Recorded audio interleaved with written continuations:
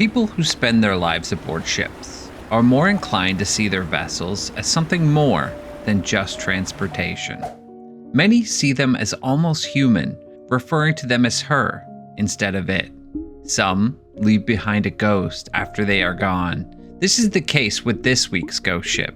On today's episode of Never Stop Learning, we will be taking a look at the haunting legend of the ghost ship SS Baychimo. Originally built in Gothenburg, Sweden and launched in 1914 under the name Angmernoffelin, the ship was given to the United Kingdom as war reparations after the First World War. The ship was a steel-hulled cargo vessel. At a length of 230 feet, it was powered by a triple expansion steam engine, which could reach a top speed of 10 knots. After the First World War, the vessel ended up in the service of the Hudson's Bay Company in 1921. Renamed Baychimo and based in Scotland, she was put under the command of Captain Sidney Cornwell, where she completed 9 successful voyages along the northern coast of Canada, visiting trading posts and collecting pelts.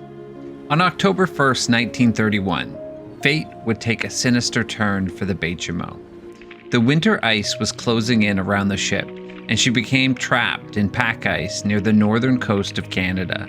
Seeing that a terrible blizzard was imminent, Captain Cornwell ordered his men to make their way across the 1 kilometer of ice to shelters where they remained for 2 days, half frozen and unable to venture out. When the storm was over, the ice broke away as quickly as it had formed. The men rushed back to their ship and were on their way again, only to become stuck a few hours later. This time, they were stuck for good and began to make themselves at home on their new icy property. They were well stocked and could survive for an extended length of time. Their main problem was crippling boredom, which they got by performing organized football games. On October 8th, during a particularly heated match of football, the men heard a loud crack that froze them in their tracks. The ice beneath their feet had cracked, and soon their ship, still held solid in its frozen cocoon, was now floating towards land and possible destruction. Captain Cornwell refused to abandon the ship and radioed for help. On the 10th of October, the crew had lost all hope that their ship could be freed from the ice. The coming winter had now packed the ice around the ship for miles.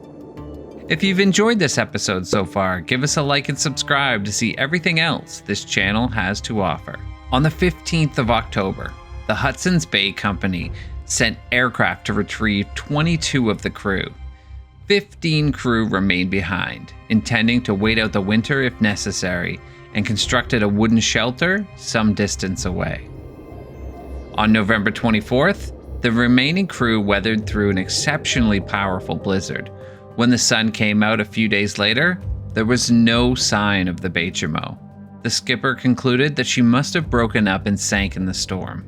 A few days later, however, an Inuit seal hunter informed them that he had seen the Baychimo approximately 72 kilometers away from their position. The men proceeded to track the ship down, and deciding that the vessel was unlikely to survive the winter, they retrieved the most valuable furs from the hold to transport by air. The SS Baychimo was then abandoned. As the years passed, the Baychimo became a ghostly apparition, adrift in the vast Arctic seas. Eyewitness accounts and sightings of the derelict ship added to her mystique, as she was spotted sailing aimlessly without a crew. Word spread that there was a ship full of priceless furs floating aimlessly around the Arctic.